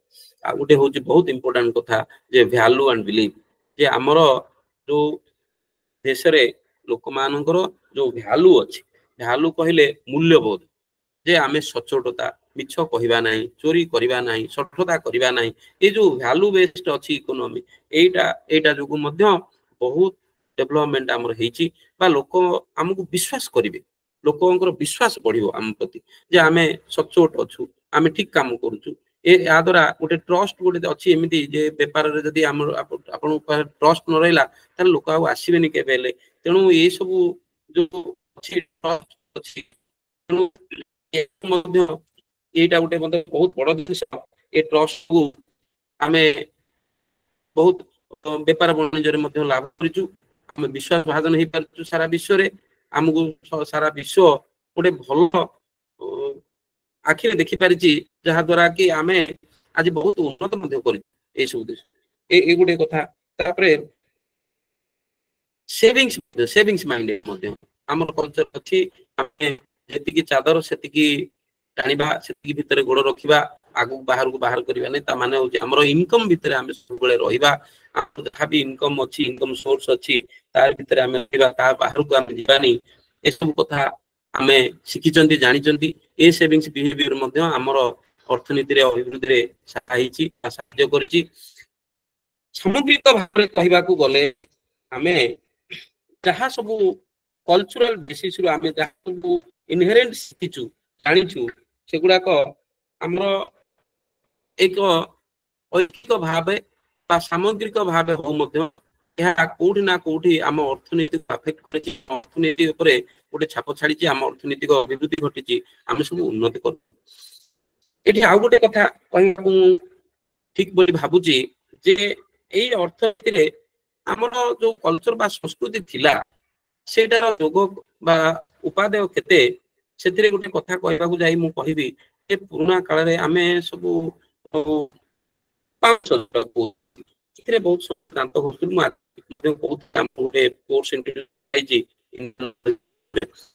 ଏବେ ଏଠି ପାଉଁଶ ଘଷୁଥିଲୁ, ଆମକୁ ସବୁ କୁହାଗଲା କଣ ପାଉଁଶ ଗୋଟେ ଘଷନି। ଟୁଥପେଷ୍ଟ ମାର୍କେଟ ଆପଣ ଜାଣିଥିବେ, ଟୁଥପେଷ୍ଟ ମାର୍କେଟ ସାଇଜ $3 ବିଲିୟନ ରୁ କମ ହବନି, $3-4 ବିଲିୟନ କମ ହବନି ନିହାତି ଟୁଥପେଷ୍ଟ ମାର୍କେଟ ଯାହା। ତେଣୁ ଏତେ ବଡ ଗୋଟେ ମାର୍କେଟ ଆମକୁ ବହୁତ ଆଡଭର୍ଟାଇଜମେଣ୍ଟରେ ବହୁତ ଭାବରେ କୁହାଗଲା ଯେ ଏଗୁଡାକୁ ଘଷିବା ଦ୍ୱାରା ମାଟି ନଷ୍ଟ ହେଇଯିବ, ଦାନ୍ତର ଆନାବେଲ ନଷ୍ଟ ହେଇଯିବ, ଏଟା ଗୋଟେ ହାଇଏଷ୍ଟ ପାର୍ଟିକଲ ଆମର ବଡିର ଆଉ ସେ ତିଆରି ହେଇପାରନି ଦ୍ୱିତୀୟବାର। ତେଣୁ କରି ଆମେ ଯଦି ପାଉଁଶ ଘଷିବା ଇଏ କରିବା ସବୁ ଆମର ମାଡି ନଷ୍ଟ ହେଇଯିବ, ଦାନ୍ତ ବଡ ବଡ ଦେଖାଯିବ, ଖରାପ ହେଇଯିବ, ସବୁ ନଷ୍ଟ ହେଇଯିବ। ଏବେ ଆପଣ ମାନେ ଦେଖୁଥିବେ ଚାରକୋଲ ବେସ୍ଡ ଗୋଟେ ଆସୁଛି ଟୁଥପେଷ୍ଟ। ଚାରକୋଲ ଟୁଥପେଷ୍ଟ ଟା ସବୁଠାରୁ ହାର୍ମଫୁଲ। ଆପଣ ମାନେ ଯୋଉମାନେ ବିଜ୍ଞାନ ସମ୍ମତ ଭାବରେ ସବୁ ଦେଖିଥିବେ, ବିଜ୍ଞାନ ସମ୍ମତ ମତାମତ ରଖୁଥିବେ, ଜାଣିଥିବେ ଟୁଥପେଷ୍ଟ ସବୁଠାରୁ ହାର୍ମଫୁଲ ଜିନିଷ ଏଟା। ତା ଦେହରେ ଏବେ ଚାରକୋଲ ବେସ୍ଡ ଟୁଥପେଷ୍ଟ ଗୋଟେ ଆସୁଛି। ଆପଣ ଦେଖନ୍ତୁ ଚାରକୋଲ ଟା କିଛି ନୁହେଁ, କେବଳ ଅଙ୍ଗାରର ଚୁନା। ସେଥିରେ ସେମାନେ ଅଙ୍ଗାରର ଚୁନା ଦେଇକିରି ସେମାନେ ଆମକୁ ଚୁନା ଲଗାଉଛନ୍ତି, କିନ୍ତୁ ଆମେ ସେଟା ଜାଣିପାରୁନୁ। ସେ ଅଙ୍ଗାର ବିକି ଦେଇକିରି ପଇସା ନେଇ ପଳେଇ ଯାଉଛନ୍ତି ଆମ ଦେଶକୁ। ଆମର ସେ କଲଚରକୁ ଛାଡି ଆମେ ଆଜି କେମିତି ଅବସ୍ଥାକୁ ଆସିଛୁ। ତେଣୁ ଏଠି କହିବାକୁ ପଡିବ ଯେ ଆମର କଲଚରକୁ ଛାଡିଦେଲେ ଆମେ କେମିତି କେତେ ଯାଉଛୁ, କେମିତି ହଇରାଣ ହେଇଯାଉଛୁ କଲଚରକୁ ଛାଡିଦେଲେ। ତେଣୁ ଆମ କଲଚର ଟା ଆମକୁ ଫେରିଯିବାକୁ ପଡିବ ସେଇଠିକି। ଆମକୁ ଆଉ ବହୁତ କଥା ଶିଖିବାକୁ ପଡିବ। ଆମେ ବହୁତ କଥା ଭୁଲିଲେଣି, କାହିଁକି ଆମର 75 ବର୍ଷ ଏଇ ପରାଧୀନ ପରେ ସ୍ୱାଧୀନତା 75 ବର୍ଷର ଯୋଉ ସ୍ୱାଧୀନ ଭାରତରେ ଆମେ ବହୁତ କଥା ନିଶ୍ଚୟ ଭୁଲି ଯାଇଛୁ। କାହିଁକିନା ଆମ କଥା ବହୁତ କଥା ଭୁଲେଇ ଦିଆଯାଇଛି, ଐତିହାସିକ ଭାବରେ ଭୁଲେଇ ଦିଆଯାଇଛି। ଇତିହାସକୁ ଭୁଲଭାଲ ଲେଖିକି ଭୁଲଭାଲ ଆମର ମାନସିକ ପୃଷ୍ଠାରୁ ଲିଭି ଯାଇଛି ସେଗୁଡାକ ସବୁ। ଏବଂ ବହୁତ କଥା ଆମକୁ ଏଇ ସବୁ ୱେଷ୍ଟର୍ଣ୍ଣ ବା ପଶ୍ଚିମ ପାଶ୍ଚାତ୍ୟ ଲୋକ ଶିଖେଇକିରି ମଧ୍ୟ ଆମକୁ ବହୁତ ଅବାଟକୁ ନେଇଯାଇଛନ୍ତି। ଆଉ ଗୋଟେ ଛୋଟ କଥା କହିବି, ଲିମ୍ବ ଦାନ୍ତ କାଠି ଆମେ ଘଷୁଥିଲୁ, ଆମେ କେତେ ସେଭିଂ କରୁଛୁ। ଆପଣ ମୁଁ ଯାହା କହିଲି 2-3 ବିଲିୟନ ର ଯଦି ମାର୍କେଟ ସାଇଜ ଅଛି, ଏଇଟା ଗୋଟେ କେତେ ବଡ ବେପାର। ଆକୁ ସେମାନେ କେହି ଛାଡିବାକୁ ପ୍ରସ୍ତୁତ ନୁହନ୍ତି ବା କେହି ଏଇଟାକୁ କେବେ ଚାହୁଁନାହାନ୍ତି ଯେ ଏ ମାର୍କେଟଟା ଆମ ହାତରୁ ଚାଲିଯାଉ। ତେଣୁକରି ସେମାନେ ଏଟାକୁ ରଖିଛନ୍ତି। ଲିମ୍ବ ଆମେ ଆଗରୁ ଘଷୁଥିଲୁ, ଲିମ୍ବ ଦାନ୍ତ କାଠି ଘଷୁଥିଲୁ, ଲିମ୍ବର ସବୁ କଥା ଆମେ ଜାଣିଥିଲୁ, ଲିମ୍ବର ଔଷଧୀୟ ଗୁଣ ଆମକୁ ଜଣାଥିଲା। ତେବେ ଆମେ କେତେ ସେଭିଂ କରୁଥିଲୁ ସେଠୁ। ଆମେ ଏବେ ପ୍ରତି ପରିବାର ନିହାତି ଗୋଟେ ପ୍ରତି ମାସ ଗୋଟେ 100 ଟଙ୍କା 150 ଟଙ୍କା ଖାଲି ଆମେ ଟୁଥପେଷ୍ଟ ରେ ସବୁ ଖର୍ଚ୍ଚ କରୁଛନ୍ତି। ସେଗୁଡାକ ସେଭିଂ ହେଇପାରନ୍ତା ଆମର। ଏଇଗୁଡାକ ମଧ୍ୟ ଆମର ଅର୍ଥନୀତି ଅଭିବୃଦ୍ଧିରେ ଗୋଟେ କାରଣ ହେଇପାରନ୍ତା। ଆମେ ସେଭିଂ ଅଧିକା କଲେ ଆମେ ଅଧିକା ଇନଭେଷ୍ଟମେଣ୍ଟ କରନ୍ତେ, ସେଇଆକୁ ସବୁ ୟୁଜ କରିକି ବହୁତ କାମ କରିପାରନ୍ତେ। ଛୋଟ ଛୋଟ କଥା ବି ମଧ୍ୟ ହେଇପାରନ୍ତା। ତେବେ ସେ ଯାହା ହଉ ନା କାହିଁକି ଏଇ ପରିପ୍ରେକ୍ଷୀରେ ଆହୁରି କହିବାକୁ ଗଲେ ବହୁତ କଥା ଅଛି ଏଥିରେ ଯେ ଆମେ ଯେତେବେଳେ କଲଚରାଲ ଡେଭଲପମେଣ୍ଟ ହୁଏ, ଯେତେବେଳେ ହୁଏ ସେତେବେଳେ ଅର୍ଥନୈତିକ ଡେଭଲପମେଣ୍ଟ ହୁଏ ନିଶ୍ଚୟ। ବା କଲଚର ବେସ୍ଡ ଯୋଉ ଅର୍ଥନୈତିକ ଥାଏ ସେଟା ଲଂଜିଭିଟି ବହୁତ ଥାଏ, ବହୁତ ଦିନ ପର୍ଯ୍ୟନ୍ତ ରହେ ବା ବହୁତ ସମୟ ପର୍ଯ୍ୟନ୍ତ ଆର ଇମ୍ପାକ୍ଟ ରହିଥାଏ ନିଶ୍ଚୟ। କିନ୍ତୁ ଏଠି ଆହୁରି ଗୋଟେ କଥା ଅଛି, ଯେତେବେଳେ ଅର୍ଥନୈତିକ ଅଭିବୃଦ୍ଧି ହୁଏ ସେତେବେଳେ କଲଚରାଲ ଡିଗ୍ରେଡେସନ ମଧ୍ୟ ହେଇଥାଏ। ଆମେ ତାକୁ ଇଂଲିଶରେ କହୁଛନ୍ତି ଡିଗ୍ରେଡେସନ, ଆମେ ତାକୁ କହିବା ଅବକ୍ଷୟ କହିବା। ଓଡିଆରେ ତାକୁ ଯାହାକୁ ଆମେ କହିବା ଯେ ସାଂସ୍କୃତିକ ଅବକ୍ଷୟ ମଧ୍ୟ ଘଟିଥାଏ। ଯେତେବେଳେ ଆମେ ଅର୍ଥନୈତିକ ଭାବରେ ଡେଭଲପମେଣ୍ଟ ହେଇଯିବା, ଆମେ ସେତେବେଳେ ଆଉ ଏ ଘରେ ପିଠାପଣା ନ ଖାଇ ଆମେ କେକ୍ ଖାଉଛନ୍ତି। ଆମେ କେତେ ଏକ ତ ଆମେ ଠିକ ଜିନିଷ ଖାଉନାହାନ୍ତି, ଦ୍ୱିତୀୟରେ ଆମର ପଇସା ଠିକ ଭାବରେ ଖର୍ଚ୍ଚ କରୁନାହାନ୍ତି। ସେଇଟା ମଧ୍ୟ ମୁଁ ଯାହା କହିଲି, ଆମେ ଅଧିକ ରୋଜଗାର କଲେ ଧନୀ ହବା ଏବଂ ସେଭିଂ କଲେ ମଧ୍ୟ ଧନୀ ହବା। ସେ ଏଥିରୁ ଦେଖିବାକୁ ପଡିବ ଯେ ଆମେ ଅର୍ଥନୀତିରେ ଏଇ ସବୁ କଥା ଯୋଉ କରୁଛନ୍ତି, ଆ ଦ୍ୱାରା ଆମର କ୍ଷତି ହଉଛି, ଆଉ କିଛି କ୍ଷତି ନାହିଁ, ଆଉ କାହାର କ୍ଷତି ହଉନି, ଆମର ହିଁ କ୍ଷତି ହଉଛି। ଆମର ଯୋଉ ସାମଗ୍ରିକ ଭାବରେ ଯୋଉ କୋହେସିଭନେସ ଥିଲା, ଆମର ଯୋଉ କୋଅପରେସନ ଥିଲା, ପାରିବାରିକ ଯୋଉ ବନ୍ଧନ ଥିଲା, ଏବେ ତାହା ପାରିବାରିକ ବନ୍ଧନ ମଧ୍ୟ ନାହିଁ। ଅର୍ଥନୈତିକ ଅଭିବୃଦ୍ଧି ଯୋଗୁ ଆଜି ସମସ୍ତେ ଏକା ଏକା ହେଇଯାଇଛନ୍ତି। ସେଇଟା ମଧ୍ୟ ଆମର ଗୋଟେ କଲଚରାଲ ଅବକ୍ଷୟ ହଉଛି, ଯାହା ଦ୍ୱାରା କି ଆମର ଅର୍ଥନୈତିକ ଅଭିବୃଦ୍ଧିରେ ସେଇଟା ମଧ୍ୟ ଗୋଟେ ବାଧା। ଆମେ ଭାଇ ସବୁ ଭିନ୍ନ ହେଇ ଯାଉଛନ୍ତି ବା अलग अलग ହେଇଗଲା ବେଳକୁ ଆମର ଇକୋନୋମିକ ଇମ୍ପାକ୍ଟ ତାର ବହୁତ ରହୁଛି। ଏକ ତ 15ଟା ଚୁଲି ଜଳିଲେ 15ଟା ଖର୍ଚ୍ଚ ଅଛି। ଦ୍ୱିତୀୟ କଥା ଆମର ଜମି ଜମା ଯୋଉ ଘାଣ୍ଟ ହେଇଯାଉଛି ତାକୁ ଆମେ ସବୁ ଦେଖିବା ଆଜି ଡେଟ ରେ ଆମେ ଯୋଉ କହୁଥିଲେ କୋଅପରେଟିଭ ଫାର୍ମିଂ ଟିକେ ଆଗରୁ କହୁଥିଲେ ବର୍ତ୍ତମାନ ପରିସ୍ଥିତିରେ ଆମେ ଯଦି ଦେଖିବା ଯୋଉ ଜମି ଜମା ସବୁ ବାଣ୍ଟ ହେଇଯାଉଛି ସବୁ ଖଣ୍ଡ ବିଖଣ୍ଡିତ ହେଇଯାଉଛି ଯୋତର ବିଖଣ୍ଡୀକରଣ ହଉଛି ଚକବନ୍ଦୀ ହେଇପାରୁନି ତା ଦ୍ୱାରା ଆମେ ମଡର୍ଣ୍ଣ ଟେକ୍ନୋଲୋଜି ଆପ୍ଲାଏ କରିପାରୁନୁ। ଏବେ ଗୋଟେ ବହୁତ ବଡ ବଡ କଥା ଆସୁଛି ଇମ୍ପୋର୍ଟାଣ୍ଟ କଥା ଇନଫ୍ୟାକ୍ଟ ଯେ ଆଜି ଡେଟ ରେ ଯିଏ ଚାଷ କଲା ସିଏ ମରିଯିବ। ଆଗରୁ କୁହା ହଉଥିଲା ଯେ ଆସ ଚାଷ କରିବା ହଳ ହଳ ଧରିବା ବେଳ ଦେଖି ବେଳ ଦେଖି ହଳ କରି ବୁଣା ବୁଣି ସାରିବା ଏସବୁ କଥା ଯୋଉ କୁହାଥିଲା ଚାଷ করে ଯିଏ ତାର ସବୁ କଥା ଅଛି ସେ ସବୁ କୁହାଯାଇଥିଲା। ବର୍ତ୍ତମାନ ପରିସ୍ଥିତିରେ ତାହା ନାହିଁ। ଚାଷ ଯିଏ କରୁଛି ସେ ଗରିବ ହେଇ ରହିଛି ଏଟା ମଧ୍ୟ ଫ୍ୟାକ୍ଟ। ଆମର ଚାଷରୁ ଆୟ କମୁଛି ଚାଷର ପ୍ରଡକ୍ଟିଭିଟି କମୁଛି ତାର ବହୁତ ସବୁ କାରଣ ଥାଇ ଗୋଟିଏ ଇମ୍ପୋର୍ଟାଣ୍ଟ କାରଣ ହଉଛି କାହିଁକି ଆମେ ମାନୁଆଲି କଲ୍ଟିଭେସନ କରୁଛୁ ବା ମାନୁଆଲି ଚାଷ କରୁଛୁ ମଜୁରିଆ ଲଗେଇ ଚାଷ କରୁଛୁ ତାହା ଦ୍ୱାରା ଆମର ଏଇ ସବୁ ଅବକ୍ଷୟ ହଉଛି ବା କ୍ଷତି ହଉଛି ଚାଷରୁ ବିଲକୁଲ କ୍ଷତି ହବନି ଯଦି ଆମେ ମେକାନାଇଜ କରିବା ଚାଷ କାମ ଯଦି ମେକାନାଇଜ ୱେରେ କରିବା। ଆପଣ ଦେଖନ୍ତୁ ଗୋଟେ ହଳିଆ ଚାଷ କଲେ 3 ଦିନ ଲାଗିବ ତାକୁ ଗୋଟେ ଏକରକୁ ହଳ କରିବା ପାଇଁ 2 ଥର କିନ୍ତୁ ଆମେ ସେଇଟାକୁ ମେକାନାଇଜ ୱେରେ କଲେ 1 ଘଣ୍ଟା 2 ଘଣ୍ଟା ଭିତରେ ହେଇଯିବ 1200 ଟଙ୍କାରେ ହେଇଯିବ। ଗୋଟେ ହଳିଆ 700-800 ଟଙ୍କା ନେଲେ 2100 ଟଙ୍କା ଖର୍ଚ୍ଚ ହେଇଯିବ। ଆମ ଗୋଟେ ସାଧାରଣ ହିସାବ ଏଇଟା ଯଦି ସେଇଭଳିଆ ଧାନ କାଟିବା ହଉ କୌଣସି ଫସଲ କରିବା ହଉ ଆମେ ଦେଖିଲେ ଏଇଗୁଡାକ ସବୁ ହବ। ତେଣୁ ଆମେ ମେକାନାଇଜ ୱେରେ ନ କଲେ ମାନୁଆଲ ୱେରେ କଲେ ଚାଷରେ କେବେ ହେଲେ ଲାଭବାନ ହେଇପାରିବା ନାହିଁ। ଚାଷ କେବେ ହେଲେ ଲାଭପ୍ରଦ ଏକ ବେପାର ହେଇପାରିବ ନାହିଁ।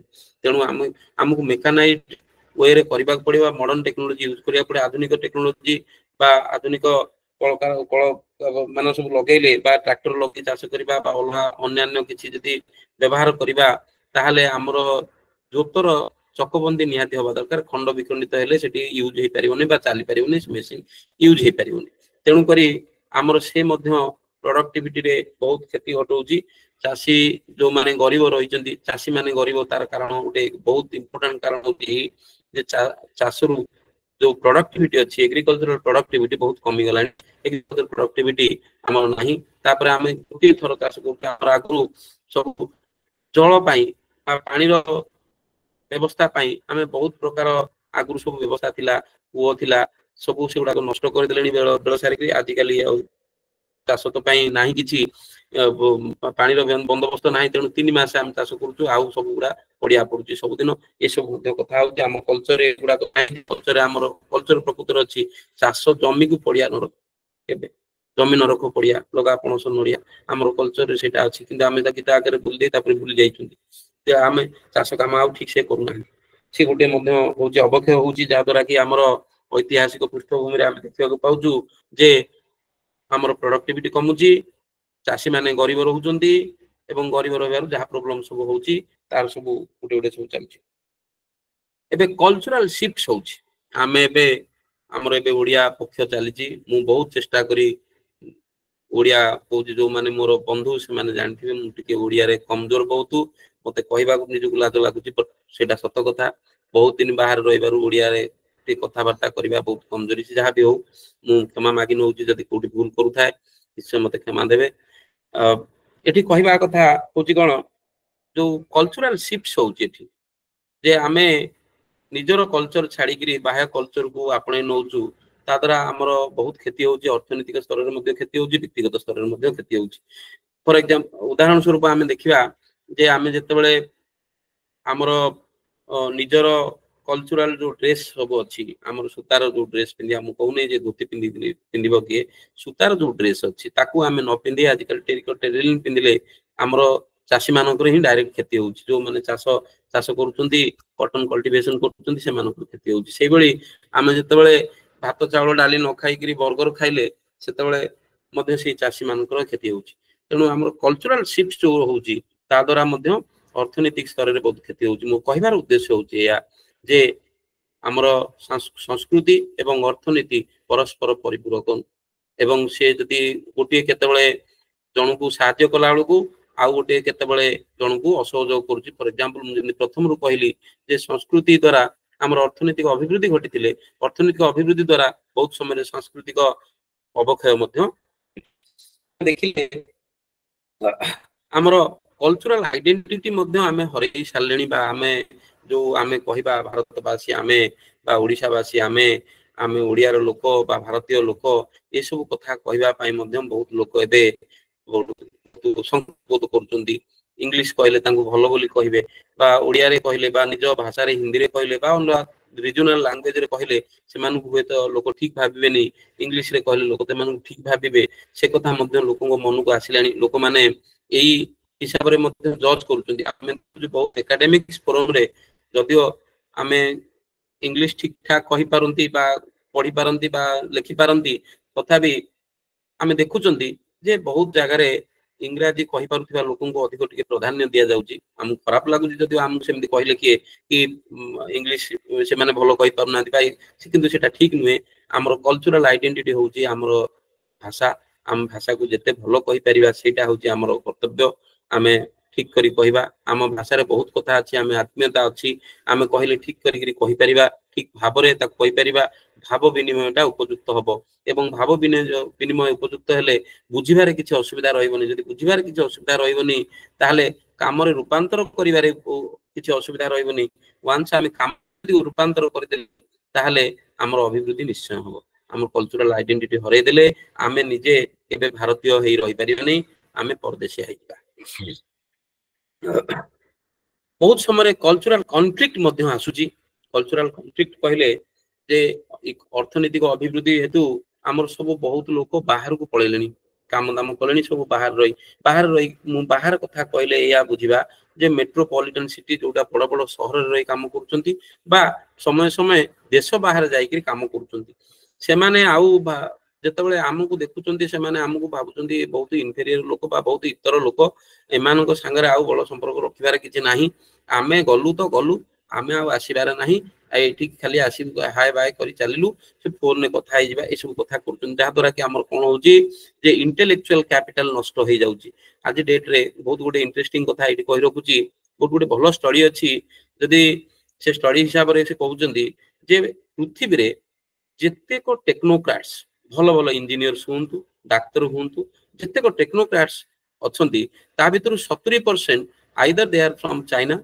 और दे आर फ्रॉम इंडिया से माने चाइना रे ही परंती बा भारतीय ही परंती तार केते परसेंट 70% लोक तेनु आउ 30% सारा विश्व रो 70% लोक होउचंती या तो चाइना नहल तो भारत किंतु चाइना रो डेवलपमेंट एते हिची वेराज भारत रे डेवलपमेंट एते हेई पारिनी तार कारण होउची a cultural conflict cultural shift जो कोन हिची ना चाइना रे तांकर भाषा होउची बहुत प्राधान्य दियंती से मानकर भाषा को से माने इंग्रजी शिक्षा बेसी सेमिति गुरुत्व दियंती नै आपण माने जानिथिबे मध्ये एटा यूरोप सारा यूरोप रे इंग्लैंड को छाडिले कोउ भी जगह रे फर्स्ट लैंग्वेज इंग्लिश नाही फर्स्ट लैंग्वेज यदि आपण फ्रेंच सिकिचंती आपण आधा यूरोप रु 70% यूरोप बुली जिवे जे फ्रेंच सिकिचंती आपण तेनु इंग्लिश सेठी से माने कहि कोनती नै किंतु आमे एठी मिनिमम 30% लोक आम भारत रे बहुत भलो इंग्लिश कहि पारंती भलो इंग्लिश लिखि भी पारंती तेणु याकू देखिले आम 30% रे बहुत सारा यूरोप रु बहुत अधिक 30% लोक कहलेन तो सारा यूरोप रे अधिक लोक कहलेनी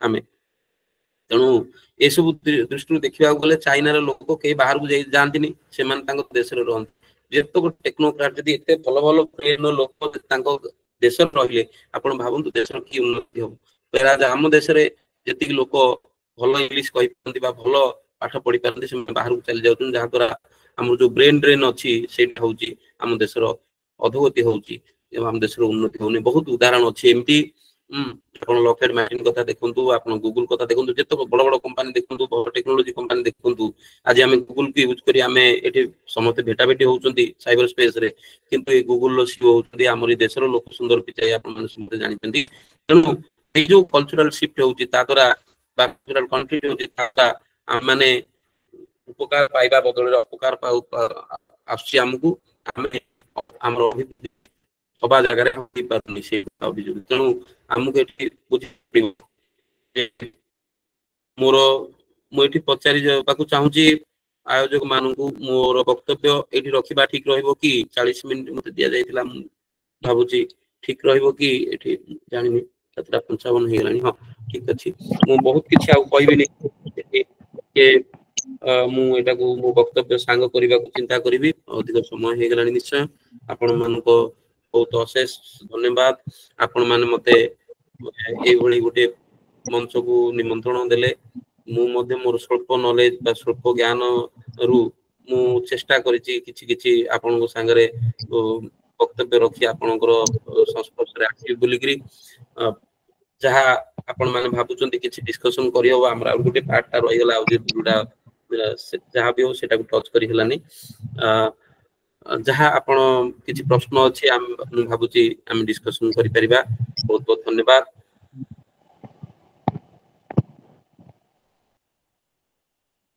ମୁଁ ଧନ୍ୟବାଦ ଭାବୁଛି ସାର୍। ପ୍ରଶ୍ନ ବର୍ତ୍ତମାନ ପ୍ରଶ୍ନୋତ୍ତର କାଳରେ ଯଦି କୌଣସି ପ୍ରଶ୍ନ ଅଛି ସାର୍ ଅଛନ୍ତି, ଆପଣ ସିଧାସଳଖ ଭାବରେ ସାର୍ଙ୍କୁ ପଚାରି ପାରିବେ।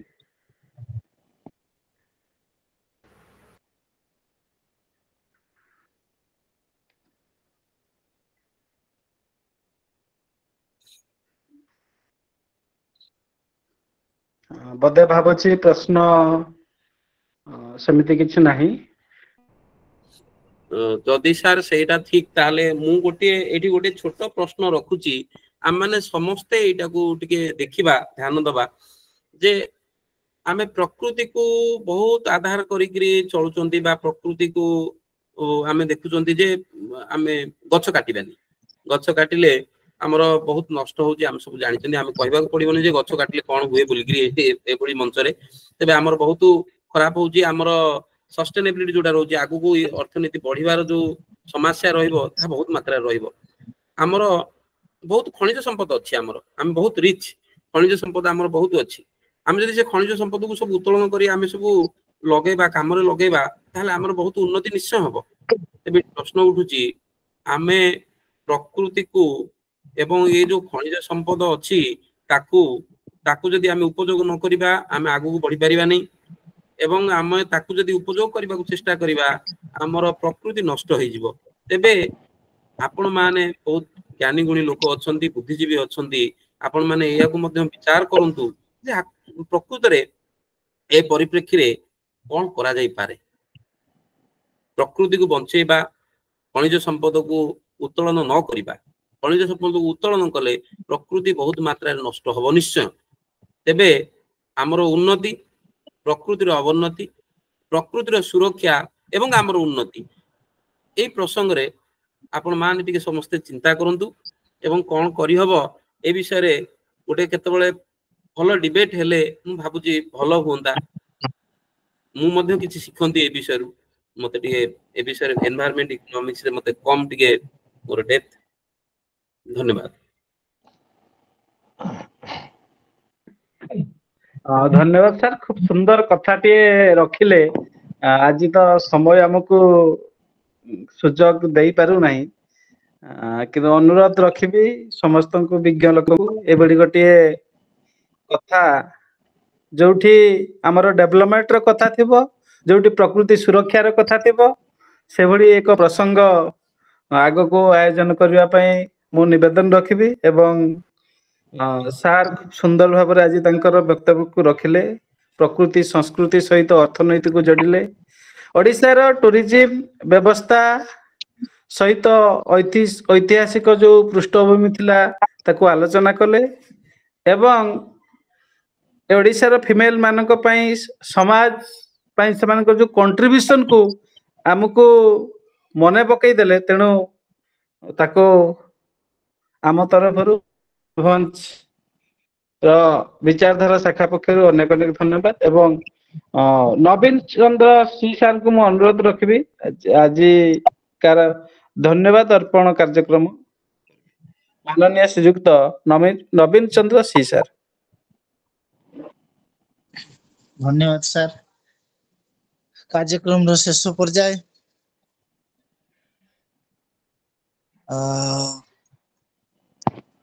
ବିଷୟ ନିଶ୍ଚିତ ଭାବରେ ମନୋବୋଧକ ରହିଛି। ଭାରତର ମୂଳଭୂତ ବିଷୟ ଉପରେ ଆଲୋଚନା ହେଇଛି, ସମସ୍ତଙ୍କୁ ଠିକ ଠାକ ଲାଗିଥିବ। ବହୁତ ବ୍ୟକ୍ତିଗତ ଭାବେ ଏଥିପାଇଁ ମାନେ ଅତ୍ୟନ୍ତ ପ୍ରୀତ ଯେ ଏଇ ପ୍ରକାର ଗୋଟେ ବିଷୟ ଆଜି ଆଲୋଚନା କଲେ, ପ୍ରକୃତି ସଂସ୍କୃତି ତା ସହିତ ଅର୍ଥନୀତିକୁ ଯୋଡ଼ିଲେ ଖୁସି ଲାଗିଲା। ତ ସର୍ବପ୍ରଥମେ ମୁଁ ଧନ୍ୟବାଦ ଦେବି ଆଜିର ଦୀର୍ଘ 1 ଘଣ୍ଟା ଧରିକିରି ଧୈର୍ଯ୍ୟର ସହିତ ବକ୍ତାଙ୍କୁ ଶୁଣିଥିବା ଜ୍ଞାନୀ ଗୁଣୀ ଶ୍ରୋତା ବନ୍ଧୁ ମାନଙ୍କୁ। ତତ୍ପରେ ଆଜିର ମୁଖ୍ୟ ଆକର୍ଷଣ ମୁଖ୍ୟ ବକ୍ତା ମାନନୀୟ ଶ୍ରୀଯୁକ୍ତ ଡାକ୍ତର ଅଲେଖ ଚନ୍ଦ୍ର ମହାନ୍ତି ମହୋଦୟଙ୍କୁ ବି ମୁଁ ଅଶେଷ ଅଶେଷ ଧନ୍ୟବାଦ ଦେବି ଏଇଥିପାଇଁ ଯେ ପ୍ରଥମତଃ ସେ 1 ଘଣ୍ଟା ଆମ ପାଇଁ ସମର୍ପଣ କଲେ। ତଥ୍ୟ ଭିତ୍ତିକ ଜିନିଷ କିଛି ରଖିଲେ, ଯୋଉଟା ଆଧାର, ଭାରତର ଆଧାର ମୂଳଭୂତ ବିଷୟ ସେ ରଖିଲେ। ମୁଁ ସେଥିପାଇଁ ଆମ ମୟୂରଭଞ୍ଜ ଲୋକ ସଂସଦ ତରଫରୁ ଆଜ୍ଞାକୁ ଅନେକ ଅନେକ ଧନ୍ୟବାଦ, ସାଧୁବାଦ, ଅଗଣିତ ଧନ୍ୟବାଦ ଅର୍ପଣ କରୁଛି। ତତ୍ପରେ ଆଜିର କାର୍ଯ୍ୟକ୍ରମକୁ ସୁନ୍ଦର ଭାବରେ ସଂଯୋଜନା କରିଥିବା ଦିଲ୍ଲୀପ ଭାଇ, ମାନନୀୟ ଶ୍ରୀଯୁକ୍ତ ଦିଲ୍ଲୀପ କୁମାର ବାରିକ ମହୋଦୟଙ୍କୁ ଅନେକ ଅନେକ ଧନ୍ୟବାଦ। ଓଙ୍କାର ଉଚ୍ଚାରଣ କରି କାର୍ଯ୍ୟକ୍ରମକୁ ଆଗେଇ ନେଇଥିବା, ଆରମ୍ଭ କରିଥିବା ATS ବେଲାଳ ସେନ ସାର୍, ତାଙ୍କୁ ମଧ୍ୟ ଧନ୍ୟବାଦ। ବିବେକ ବାଣୀ ପଠନ କରିଥିବା ଭଗତ ସିଂ, ତାଙ୍କୁ ମଧ୍ୟ ଅନେକ ଅନେକ ଧନ୍ୟବାଦ। ଆଉ ଆଜିର କାର୍ଯ୍ୟକ୍ରମର ମେରୁ ଯେ କାର୍ଯ୍ୟକ୍ରମର ସଭାପତିତ୍ୱ କରୁଥିଲେ ମାନନୀୟ ଶ୍ରୀଯୁକ୍ତ ଯୁଧିଷ୍ଠିର ମହାନ୍ତ ମହୋଦୟଙ୍କୁ ମଧ୍ୟ ଅଶେଷ ଅଶେଷ ଧନ୍ୟବାଦ। ତତ୍ପରେ କାର୍ଯ୍ୟକ୍ରମର ଶେଷରେ ଶାନ୍ତି ପାଠ କରିବେ ମଙ୍ଗୁଳୁ ଚରଣ ପାତ୍ର ମହୋଦୟ, ତାଙ୍କୁ ମଧ୍ୟ ମୁଁ ଅଗ୍ରିମ ଧନ୍ୟବାଦ ଅର୍ପଣ କରୁଛି। ପରିଶେଷରେ ପୁଣି ଥରେ ସମସ୍ତଙ୍କୁ ଧନ୍ୟବାଦ ଅର୍ପଣ କରି, ଧନ୍ୟବାଦ ଦେଇ କାର୍ଯ୍ୟକ୍ରମକୁ ଧନ୍ୟବାଦ ପର୍ବ ଏଇଠି ରଖୁଛି। ଧନ୍ୟବାଦ। ସାର୍ ଆପଣଙ୍କୁ ମଧ୍ୟ ଆମ ଅଶେଷ ଅଶେଷ ଧନ୍ୟବାଦ। ବର୍ତ୍ତମାନ ଅନୁରୋଧ ରଖିବି ମାନନୀୟ ଶ୍ରୀଯୁକ୍ତ ମଙ୍ଗୁଳୁ ପାତ୍ର ମହୋଦୟଙ୍କୁ ସେ ଆଜିକାର ଶାନ୍ତି ପାଠ କରିବେ। ମାନନୀୟ ଶ୍ରୀଯୁକ୍ତ ମଙ୍ଗୁଳୁ ସାର୍। धन्यवाद सर। स्वस्ति प्रजाभ्यो परिपालयन्तां न्यायेन मार्गेण मही महिषा गोब्राह्मणेभ्यो शुभमस्तु नित्यं लोका समस्त सुखिनो भवन्तु लोका